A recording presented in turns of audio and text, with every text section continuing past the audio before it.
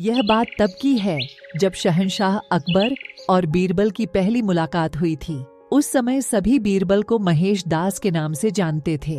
एक दिन शहंशाह अकबर बाजार में महेश दास की होशियार से खुश होकर उसे अपने दरबार में इनाम देने के लिए बुलाते हैं और निशानी के तौर पर अपनी अंगूठी देते हैं। कुछ समय के बाद महेश दास सुल्तान अकबर से मिलने का विचार बनाकर उनके महल की ओर रवाना हो जाते हैं। वहां पहुंचकर महेश दास देखते हैं कि महल के बाहर बहुत लंबी लाइन लगी हुई है और दरबान हर व्यक्ति से कुछ न कुछ लेकर ही उन्हें अंदर जाने दे रहा है। जब महेश दास का नंबर आया तो उसने कहा कि महाराज ने मुझे इनाम देने के लिए बुलाया है और उसने सुल्तान की अंगूठी दिखाई। दरबान के मन में लालच आ गया और उसने कहा कि मैं तुम्हें एक ही शर्त पर अंदर जाने दूंगा, अगर तुम मुझे इनाम में से आधा हिस्सा दो तो।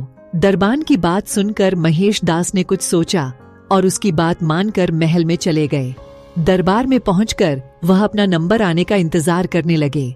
जैसे ही महेश दास की बारी आई और वो सामने आए तो शहंशाह अकबर उन्हें देखते ही पहचान गए और दरबारियों के सामने उनकी बहुत तारीफ की। बादशाह अकबर ने कहा कि बोलो महेश दास, इनाम में क्या चाहिए। तक महेश दास ने कहा कि महाराज, मैं जो कुछ भी मांगूंगा क्या आप मुझे इनाम में देंगे। बादशाह अकबर ने कहा कि बिल्कुल, मांगो, क्या मांगते हो। तब महेश दास ने कहा कि महाराज, मुझे पीठ पर 100 कोड़े मारने का इनाम दें। महेश दास की बात सुनकर सभी को हैरानी हुई और बादशाह अकबर ने पूछा कि तुम ऐसा क्यों चाहते हो। तब महेश दास ने दरबान के साथ हुई पूरी घटना बताई और अंत में कहा कि मैंने वादा किया है कि इनाम का आधा हिस्सा मैं दरबान को दूंगा।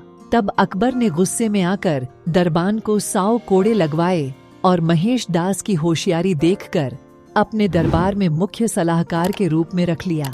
इसके बाद अकबर ने उनका नाम बदलकर महेश दास से बीरबल कर दिया। तब से लेकर आज तक अकबर और बीरबल के कई किस्से मशहूर हुए। कहानी से सीख हमें अपना काम ईमानदारी से और बिना किसी लालच के करना चाहिए। अगर आप कुछ पाने की उम्मीद से कोई काम करते हो तो हमेशा बुरे परिणाम का सामना करना पड़ता है, जैसे इस कहानी में लालची दरबान के साथ हुआ।